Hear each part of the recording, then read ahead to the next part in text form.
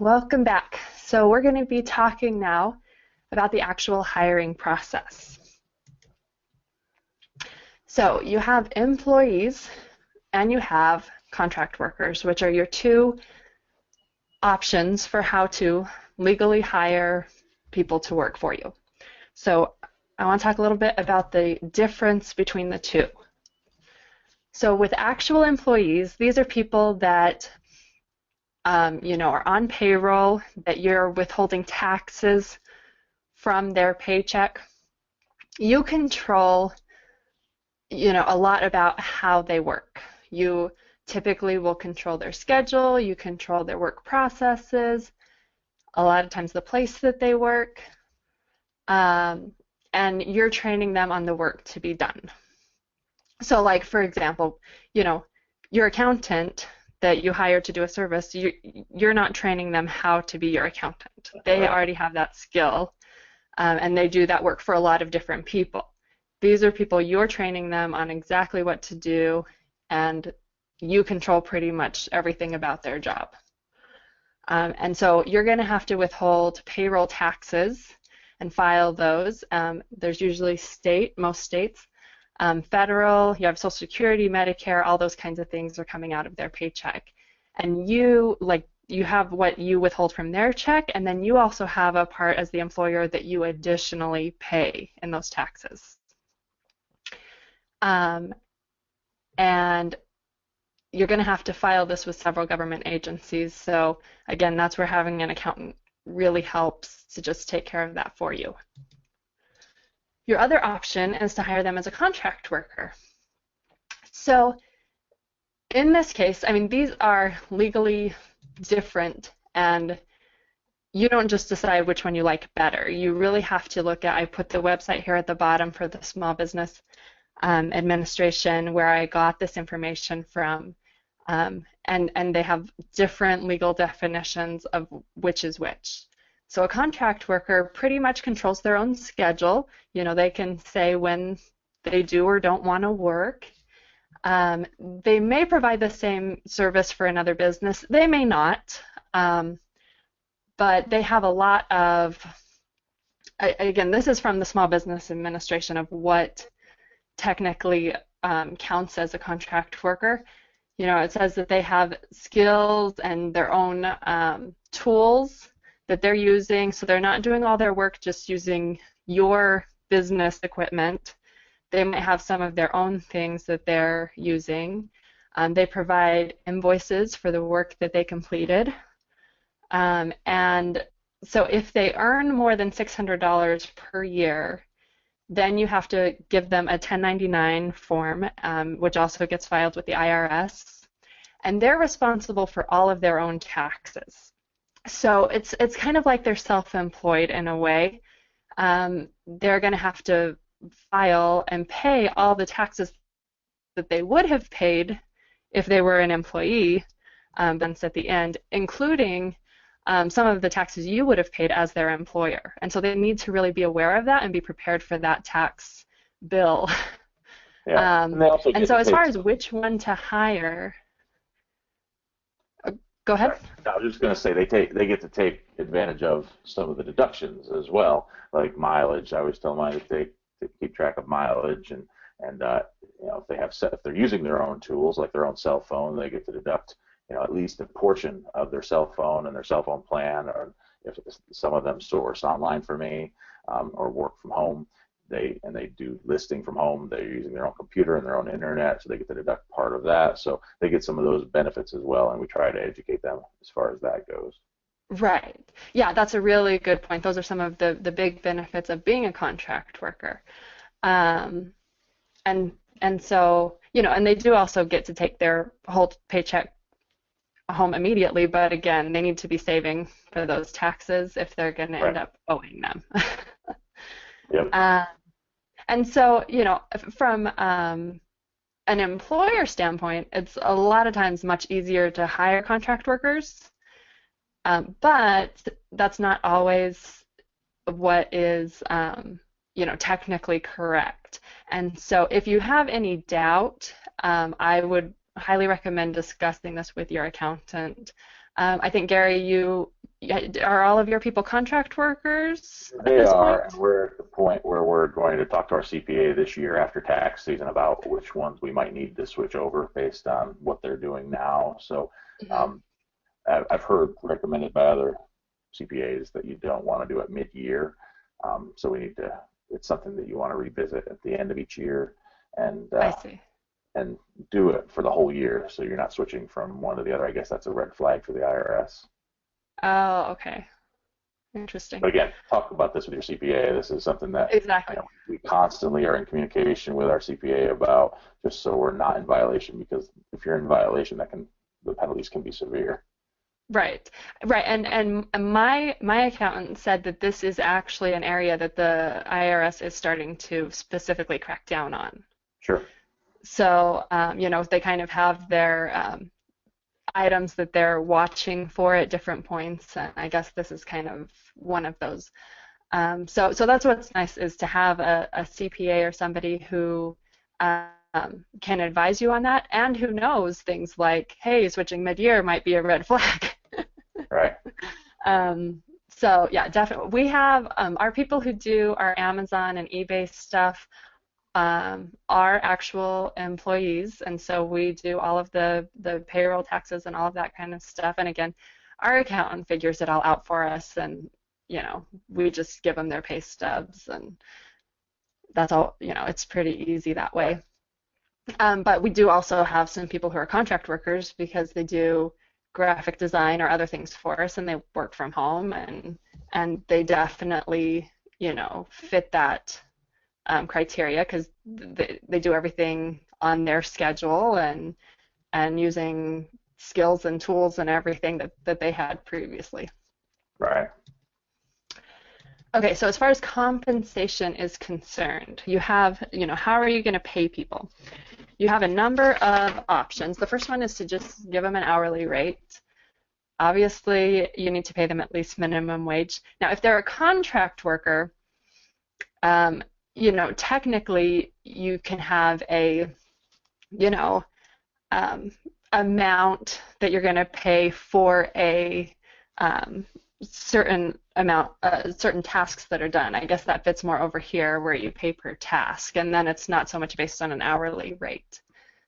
Um, and so, but if you're paying an hourly rate, I would um, consider like a lower starting rate and then giving a raise maybe after they complete their training or something. Um, just so if they don't do a good job and you're not going to keep them, you're not paying them as much. But more importantly, they feel like they've gotten some recognition for gaining some skills and doing a good job. Yeah, I agree with that. We haven't done that in the past, but that will be our mode of operation going forward because of a problem we had with one of them. Okay. Yeah, and we're going to talk more about potential problems and how to deal with them as we move on. So, um, okay, so compensation or a commission. So you could pay a percent of products sourced. You could even pay a percent of products sold if you're tracking that. And we're going to talk about how you might track that in a little bit here. Yeah, and that's Um, different. That's for us. That's a new one because we haven't really done much with the way of garage sales and thrift stores yet. We're getting into that, and we do commission base, but it's a little different. It has to be a little bit different commission to make it worth their while. If you're sourcing from thrift stores and garage sales, than if they're sourcing from retail stores, because the goal is to get things as cheaply as possible. And in fact, one of our sourcers got some stuff for free at a garage sale one time. So if we're only paying her on a commission of what she sources, that's a problem for her. But so we are bringing them into the conversation now and asking them what they think what would be fair for them, and uh, make it worth their while to source for us at those locations. Right. Well, and so I guess that brings up a point that there's different ways you can pay a commission on product sourced. It could be on the amount they spent for the products. Right, which is It what we could also normally do. right, which is easy, right? That's really easy to figure out, and so that makes a lot of sense. It could also be a percent of the anticipated profit, but again, you whatever method for compensating people that you come up with, you want it to be easy to track and figure out. You don't want it Right. to be a whole new job just to figure out how much you owe people. And that's exactly why we did the 10% on what they spend on qualified products for us, because it's simple, it's clean, they get paid right away at the end of each They know week. what they're gonna get. Yeah. Right, exactly. They keep track of it on a spreadsheet, and they submit their invoice every week on Sunday, and we pay it, and it's very clean. So for the commission on the thrift store and garage sale fines, what we think we're going to do is pay them a commission based on the average selling price for the last 90 days or whatever, which you can use on Keepa. hmm Yeah, that's a good idea. We are going to be providing a tool with this course. It's a spreadsheet where um, you have to skew your products a certain way. So you'd have to decide that you're going to do this and build it into your process for the product skew. But once you do that, you can just paste in your Amazon transactions report into the spreadsheet, and it'll automatically calculate commission based on sales of products for as many people as you want, and you can set whatever commission rate you want. So that's something we're going to be providing if people are interested in going that route. Awesome. Okay, so as I briefly mentioned before, you can pay per task that you do. So if you have somebody, this works especially well if it's someone who, like you said, you have someone who works out of their home, they have their kids working on it, and things like that. Time isn't necessarily what they're most concerned about, or they're not necessarily the most efficient at it. But you can set a rate that you're going to pay per task for things like how many things get shipped to Amazon or how many things get listed on eBay. And then the last thing is to do some kind of bonuses for different types of performance. And you already mentioned that some of the bonuses that you have done for sourcing the most products, the highest selling, highest value. And we just started a monthly bonus system too that I'm going to talk about later in the course, that is all about measuring efficiency, how much work is getting done per hour here in our office. And we have kind of a sliding scale of how efficient they were for the month, and then they get a bonus based on that. And we found that it's actually very successful at encouraging people to be efficient and not hang around the office chatting on the clock when there's no work to do. And so we're going to talk about that in detail a little later. Okay, so I want you to consider, when you're thinking about what to pay people, not just what is the cheapest for you or the easiest for you, but consider what your pay structure actually rewards them for. Is it speed? Is it accuracy? Is it loyalty to you? What's their incentive? Is it to just process things as fast as possible at all costs, no matter if it's right or wrong? Or, and that's part of the reason that we pay an hourly rate and not a per task rate. Yeah, I've heard people paying per box shipped out or per unit processed, but yeah, I agree. We do the hourly in the warehouse, and we do the percentage when they're shopping. Right, and I think both of those make perfect sense, and if you are able to move to a system that pays a commission on products actually sold, then that really encourages them to make the best buying decisions possible, source for the lowest buying cost, things like that. I was talking to somebody recently who was bringing on a family member to do sourcing for them, and we were talking, it actually didn't work out. She decided that she wanted to do the sourcing for her own Amazon business.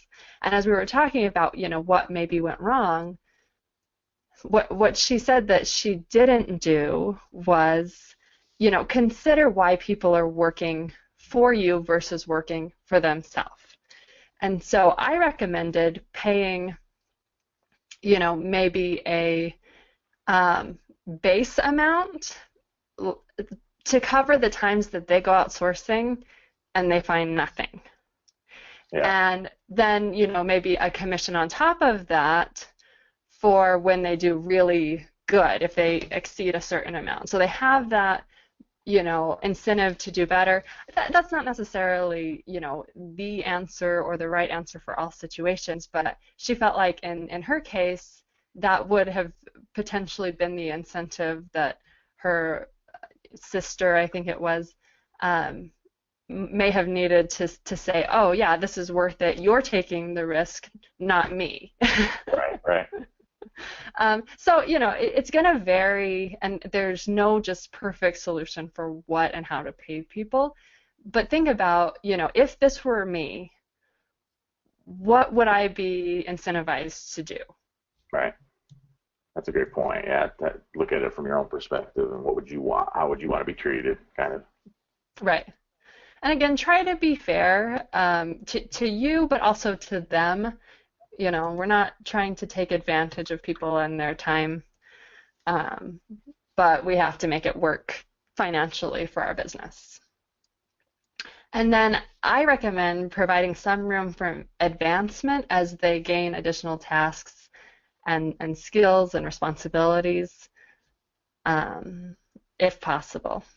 And then be aware of your other expenses as you bring on actual employees. You're going to have the payroll taxes, and with actual employees versus contract workers, you are required to carry workers' comp insurance.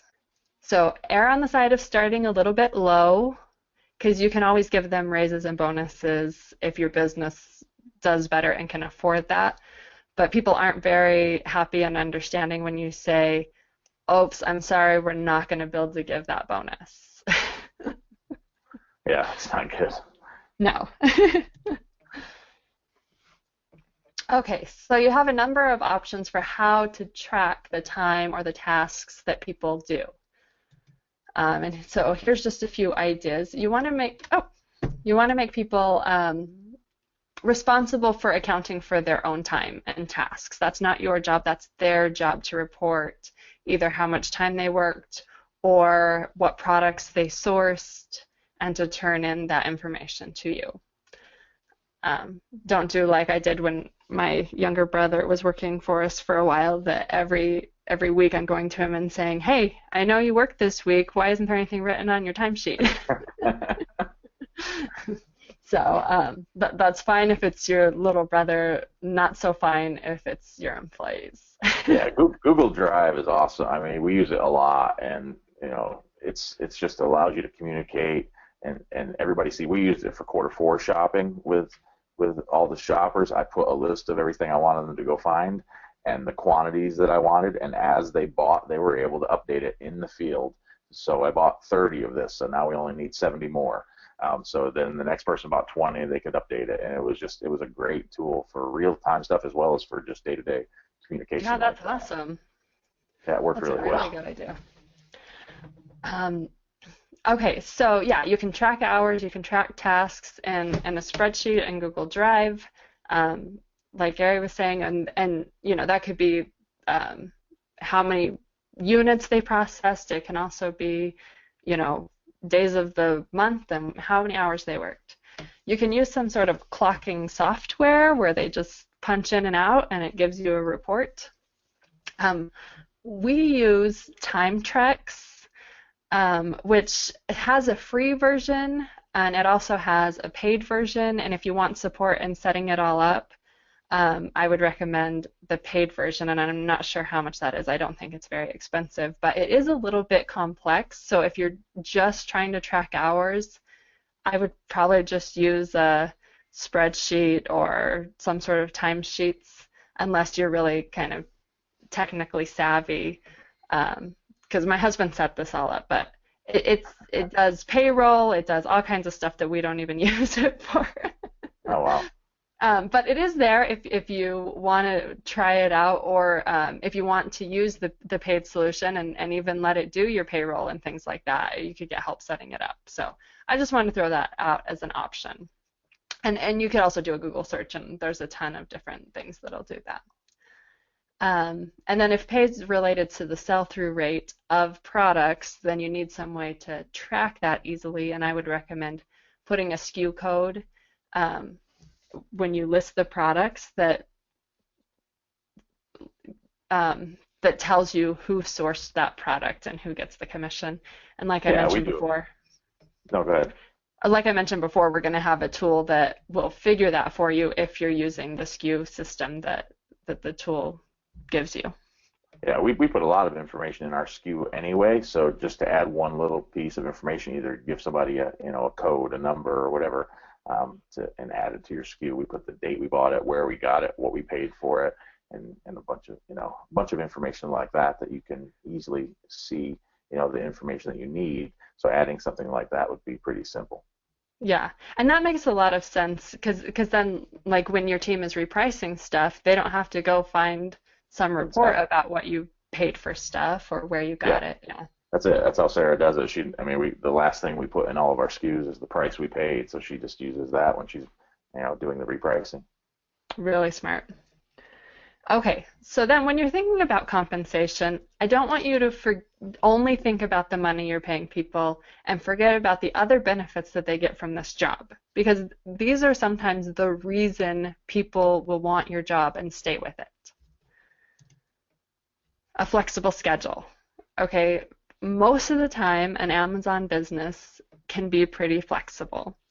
And so giving them that flexibility in that schedule is huge. I know for my people, it's one of the biggest things that's important for them. Yeah. I don't think any of my people would work with us if they didn't have the flexible schedule. Yeah. Um, Hopefully you're providing a good work environment, indoors, air conditioned. They're not having to stand for hours or deal with cranky customers most of the time. Yeah. Hopefully you're making it a low stress environment, and hopefully you have good coworkers, right? Including yourself. Maybe they can listen to music or an audiobook or something like that when they work, because a lot of it's pretty independent type work. And hopefully, and again, this comes back to you, they should be a respected and valued team member and feel that. And then they're going to be happy there. Yeah, I'll say this. I am not a touchy-feely, emotional person in general. So this was something that I have had to work on because they didn't know that I really appreciated everything that they were doing because I didn't verbalize it. So if you bring on people, be very cognizant of the fact that many of them will need and want that verbal affirmation that they're doing a great job, that what they're doing is really valuable to you. We were just in a conversation just yesterday, and they joked that I show emotion about something, and because that's just not my personality. So it's out there in the open now, and it's better. But I mean, it wasn't causing any problems or anything, but it was just, they told my wife they really didn't know if they were being helpful or beneficial to the business because they didn't really get any feedback. So feedback is really important. Right, it is. Because, yeah, like you said, people are guessing at what you want and they're trying to do it, but if you don't tell them, they're second guessing themselves. And that's not a comfortable work environment. If you've ever Right. had a place where you don't know if you're doing a good job or not, you don't feel happy there. Okay, so hopefully they'll have a great boss and they'll be happy to work there. Okay, so finding those team members. Friends and family are the place that a lot of people start. I know that's where we started with some of our people, Gary, it sounds like that's primarily who you've Yeah, hired. Is that the true? first two we hired were well, one was a former student and one was the boyfriend of a former student who had been a student as well. Hadn't been one of my students in particular, but so we hired them, and that they worked out for a little while, and then they kind of fizzled. So, but everybody we have on our team now either is a friend of ours or has become a friend of ours and was a friend of somebody else we knew already. Hmm. Right. I know Jim Cockrum, his mom manages his Amazon business, and Yep. he has a lot of family involved there. Brett Bartlett, that's how he built out his team, starting with friends and family and building out. Um, so that's pretty common. You have a pre-established level of trust, so that's why that's so appealing for most people. Now, I want to talk about a few of the potential problems, though.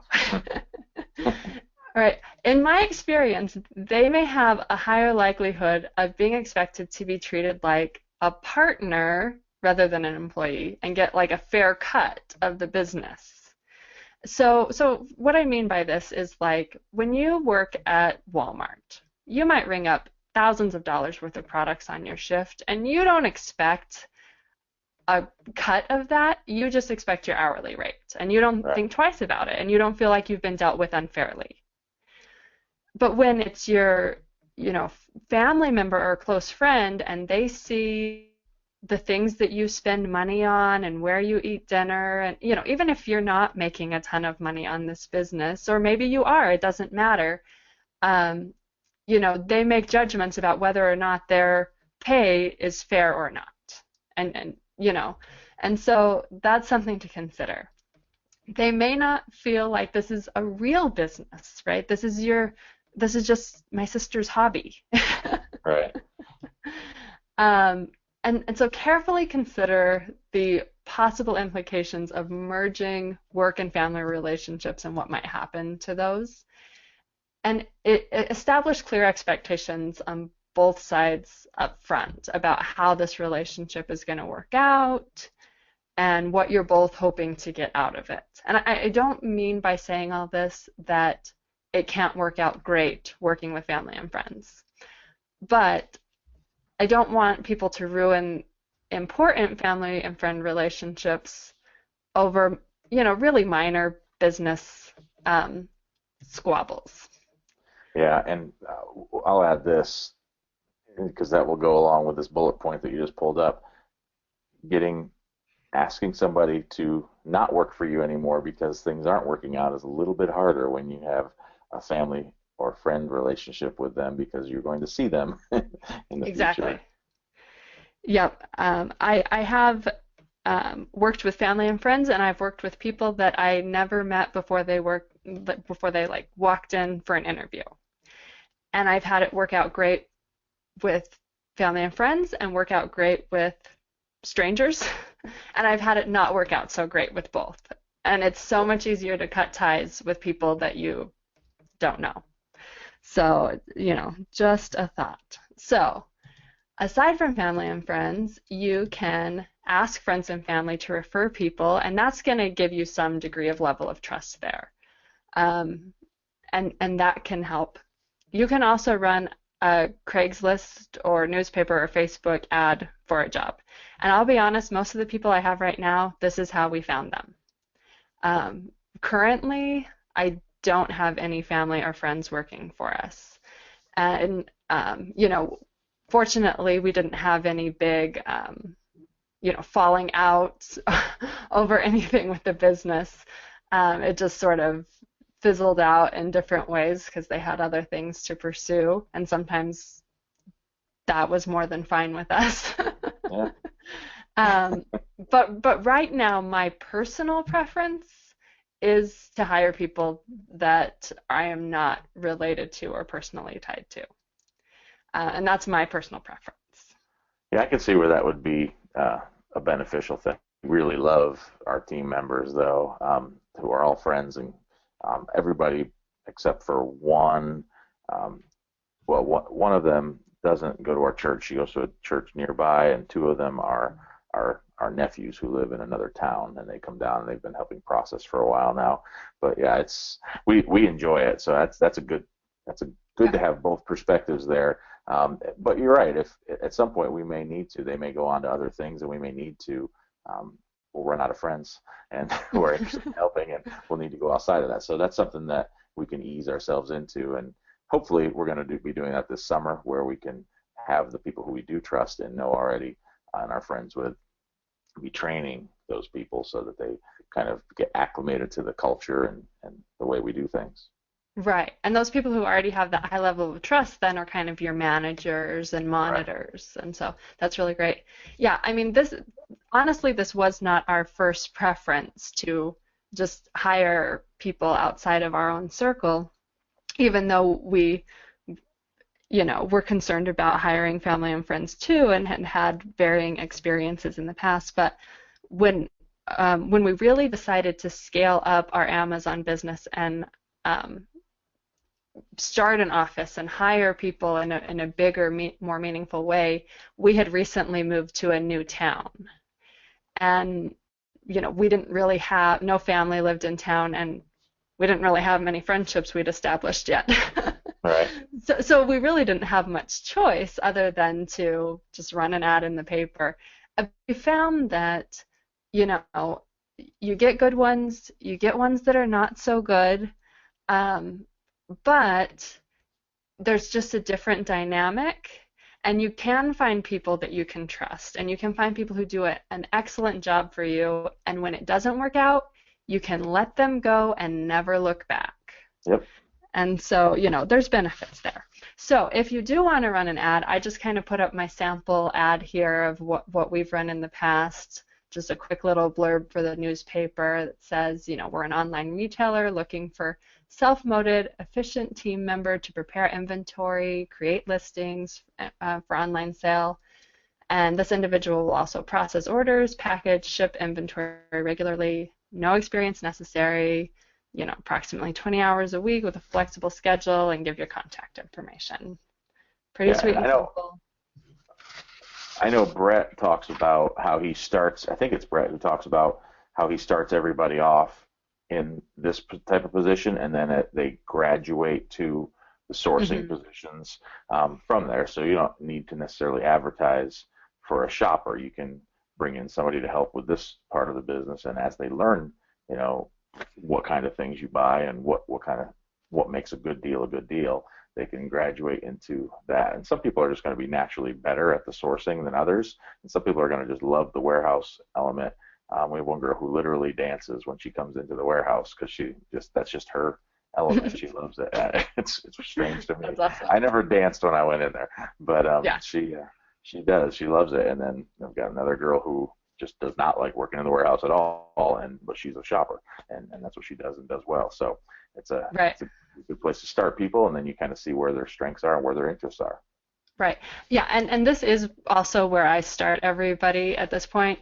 And when you're hiring people that you don't already know well and don't already have that pre-established level of trust, I would really recommend starting them out here before you start handing over money to buy things and things like that.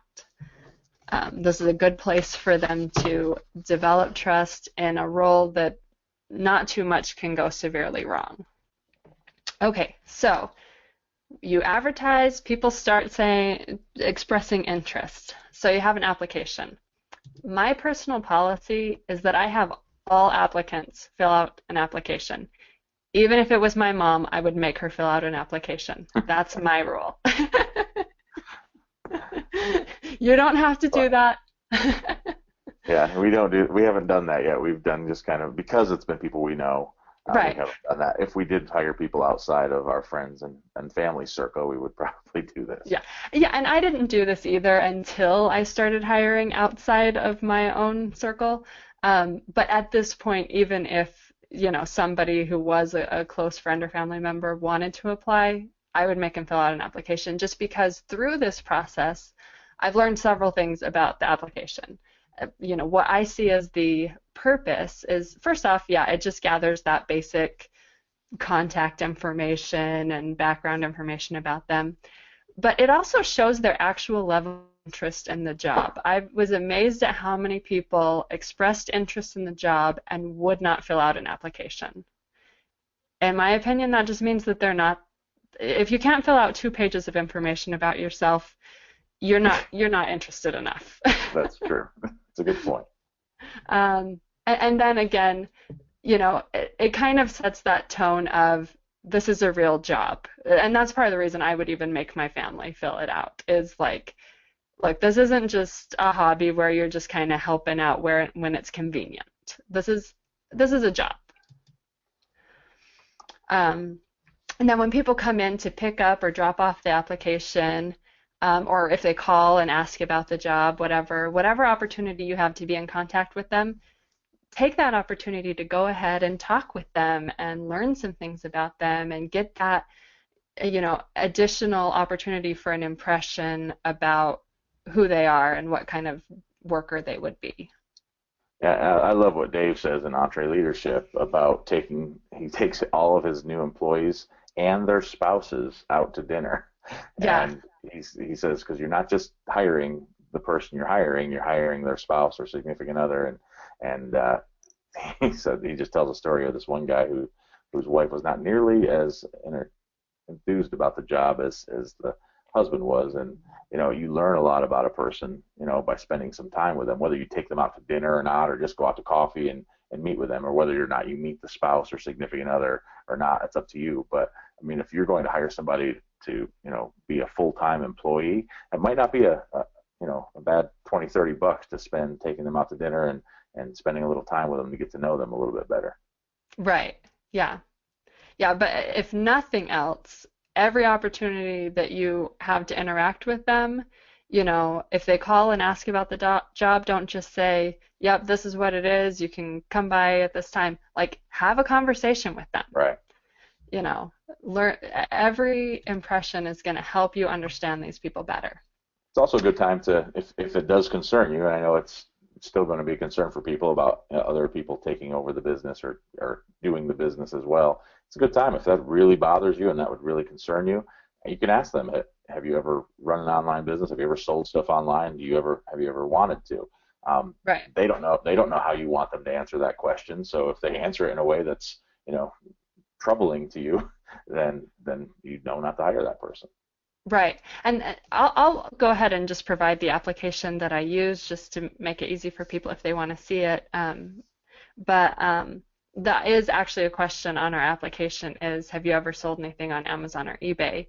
And it's not that we're necessarily looking for yes or no, but that gives us an indication of where they are, and then we can discuss that with them. Well, what have you sold, and is that something you're doing as a business? If they've sold, that may be an asset to us. Yeah, absolutely. But it is something that needs to be discussed. Yeah, I love it when they've already sold something on Amazon, because they know at least the listing process. A lot of people have just sold old textbooks or something like that, which is how we got started a long time ago. But it's if they know the process, it can be very beneficial. If a lot of people who've listed stuff on eBay or Amazon have no intention of doing it as a business. Right. Yeah. But I will also say to that, I've trained people who have never even bought anything on Amazon or eBay who have done a great job for us. Yeah. So, but they have a reasonable amount. Go ahead. I was just going to say they had a reasonable amount of, computer savvy. Right. So it wasn't a problem. Yeah, it amazes me every day. I meet people who don't shop on Amazon, and it's just amazing to me, which is great. For the future of our business is, more and more people are going to start shopping on Amazon, and but it's amazing that I still meet people who've never bought something online or on Amazon. Yep. Okay, so we'll move on. So when we have a number of candidates that have filled out applications, you're trying to figure out who you might want to interview, look them up on E-Verify. You're going to get some background information and find out some information about who they are and what's been going on in their life. Look up their Facebook account if you can find it. I mean, you're going to find out a lot about their just character and their life. only hire people who can legally be hired. I don't open up a whole can of worms for yourself. Yeah. And schedule an interview with anyone that you would consider hiring. So the interview process. I always interview with a business partner, which in my case is my husband, or if you don't have a business partner, I would say just bring along a friend or someone you trust who's a good listener and decent judge of character. Because they'll notice things that you don't notice. They'll ask follow-up questions that you didn't think of. And later, when you're trying to discuss and make a decision, they'll help you remember, what happened, and it can, I think, be very helpful. So just when they come in, briefly introduce yourself and explain the job. That's an important part because it's only fair to them that they know what they're even interviewing for. Especially if it's someone who's just responding to an ad on, on the paper or Craigslist or something. They may not have enough information to even really know what the job is, and they need to know if they're actually interested and what exactly it is. So then go through your interview questions. I'll go ahead and provide the interview questions that I use just to give you some ideas of what you might want to ask. And then, whatever they say, ask follow-up questions to kind of get a better sense of what they're telling you, and listen to what they say and to what they don't say, because it'll give you a lot of clues. And then give them the opportunity to ask questions about the job too. Yeah, one thing to remember is this is a pretty unique job. I mean, it's not something that they're going to have experience shopping. They may have experience listing stuff on Amazon if they have done that, but most of them aren't going to have experience going out shopping with the purpose of reselling or prepping, shipments.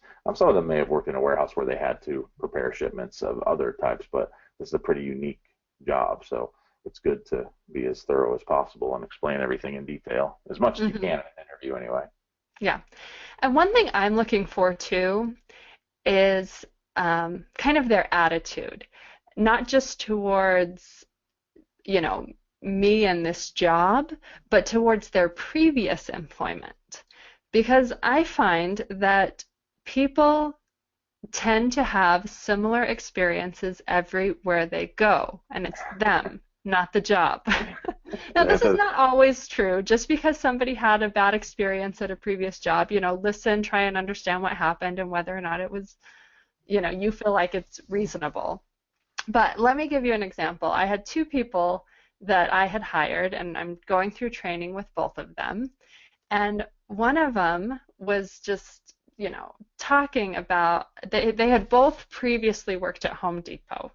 And one of them was talking about how annoying the customers were and how, unreasonable their bosses were and how, it was just problem after problem after problem. And the other lady said, oh, I used to work at Home Depot. And she told this story about how she worked there, I think it was in Florida, when a hurricane was coming. And, they were just working around the clock to get everybody their supplies, and they couldn't even take a lunch break. People had to, bring them food there at the register, and it was just so busy and crazy. And she's like, oh, but I loved it there. And you know what? That was her attitude towards everything, She was positive, and even when problems arose, she saw them as opportunities and something that we were going to buckle down and get through. And, this other guy, turned out his attitude towards everything was kind of negative, and pretty soon he wasn't even, he decided to leave us, which we were fine with.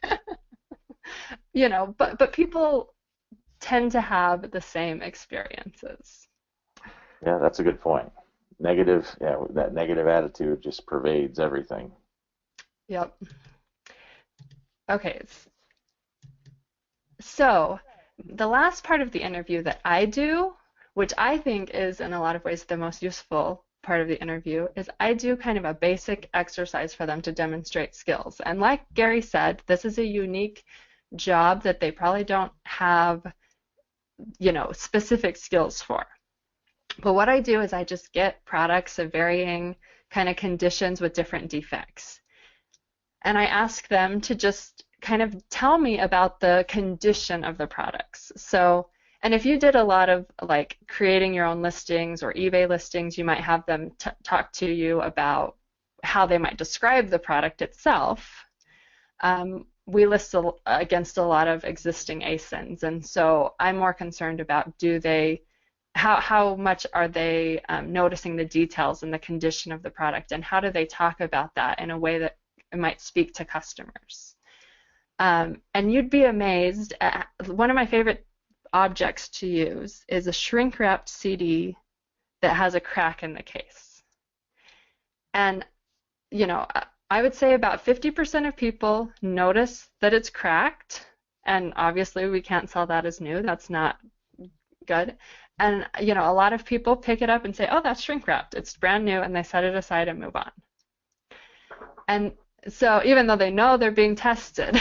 Interesting. That's a bad sign if you know you're being tested and don't notice a crack.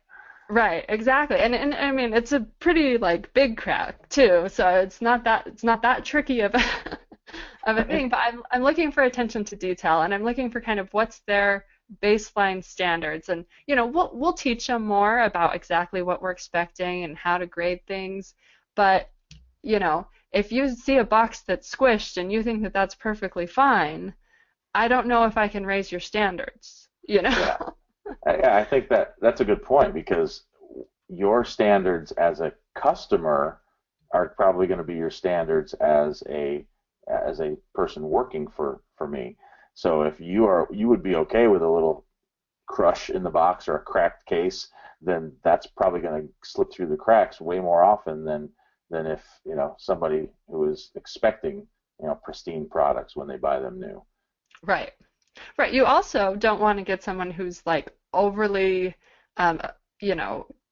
obsessive about their product packaging, because I get some people who are like, oh, there's a tiny little dot right here, and I'm like, oh, let me get my magnifying glass. Again, you have to decide, how much are they just trying to be thorough for the interview, and how much is it really a concern for them.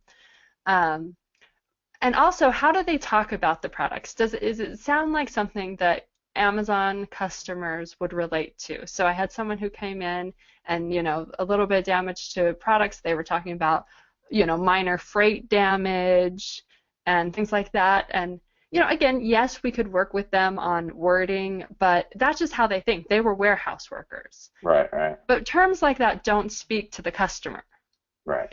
And so if you get somebody who just, naturally is saying the words that the customers are going to, hear, and they get what it is you're looking for in product quality, you can see that with this exercise, and you'll be much better off. Okay, so at the end, you're going to want to just let them know when they can expect to hear if they got the job. And then write down your notes before you move on, because they'll all start to blend together if you're interviewing several people right in a row. And I would advise not hiring on the spot, especially if you have multiple candidates to choose from. But give yourself some time to take a step back, think through things, and then talk to their references. I'm going to talk about calling references in a second here, but I also advise you to avoid hiring people only because they need the job.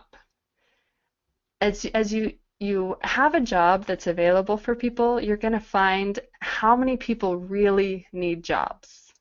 And it's awesome to be able to give jobs to people and help them in that way. It's one of the things that I love more than anything about my business. Yeah, but absolutely. If you hire somebody, not because they're qualified for the job or because they're going to do a good job, but just because they, really need to earn some money, then it's going to be a drain on your business. It's not going to turn out well. And they can find a job somewhere else that will fit their needs better. They don't need a, a short job that they're going to fail at. They need something that they can be successful at. That's a good point. You're almost doing them a disservice by hiring them if you're just doing it for that reason, because it's not going to work out for you, and eventually it's not going to work out for them, and they're going to be put in the same exact position they were in when they came to you and needing a job again. Right, right. And, there's a good chance that they'll always be looking for something else. They're not um, dedicated to and interested in your job, so they're always going to be looking for something else that pays 25 cents more an hour or Right. whatever it may be. They're not invested. And that's something that Dave Ramsey talks about in his EntreLeadership book that I thought he explained very well, that you really are only truly helping people if they're the right person for the job. Okay, so after you hire, or after you decide who might be good to hire, I recommend you call their references, and so have them put references on the application. And so personal and past employment are good, and I just call them up and I say something like, hi, my name is Melanie, and I'm calling because Mary applied for a job with us and listed you as a reference. Do you mind if I ask you a few questions?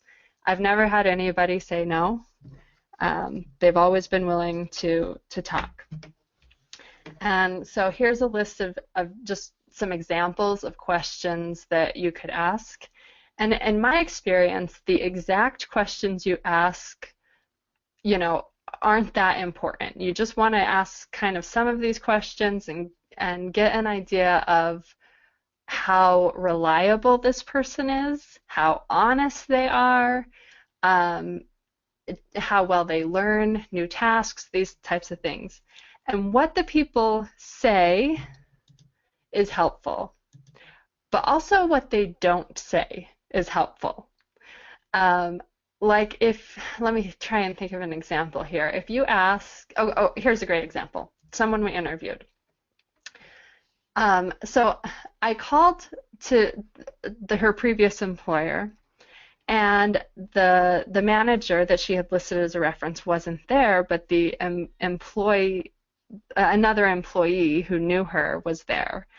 And so I said, well, I'm just calling for a reference about this person. And she's, do you know her? And she said, oh, yeah, I know her. And and I said, oh, well, was she a good worker? Did she do a good job? And she's like, well, she didn't like to show up for work. I said, oh, okay. So then I called back later to talk to the manager who was actually listed as the reference, and asked the same questions to see, what she thought. And I'm like, well, was she reliable? Did she always show up for work? And it was interesting what she said. She said, well, yes, but we have a very flexible schedule here. So putting those two together, you realize that what she was telling me was she kind of came and went as she pleased. Right? So you listen carefully. Or another example, I called a reference for somebody, and I said, well, is he able to learn new things, new tasks easily? And this was a friend of his, and he said, if you give him very specific instructions about exactly what he needs to do, then he should be able to do it. And I'm like, wow, that was really detailed. But I was too naive to realize that he was telling me he has a hard time learning new tasks. Uh-huh.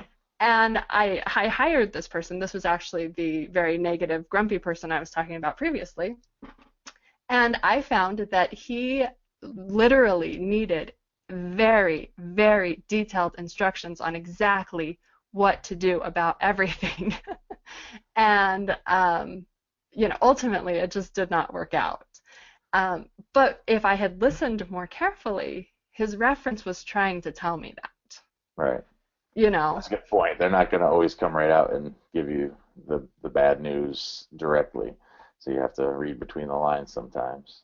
Right. But I think that it is, even though these are people that the candidate, handpicked for you to talk to in a way, it's always worth calling them because and listening carefully to what they say because it's amazing what they actually will tell you.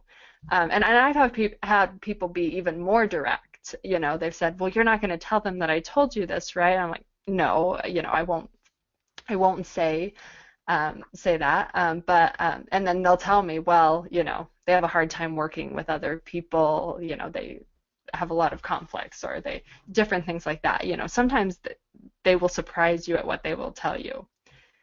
So it's always worth calling. Yeah, and sometimes they have to put them as references just because that's the only people they have as references. So just have to kind of, it's a crapshoot. They have to put the Right. people They're on there like, because I don't otherwise know. they'd have no job history. Exactly. Yep. Okay. So here's a tip from Brett. He says, hire people you would love to work with. Trust is the most important factor. You must be able to trust them 100%.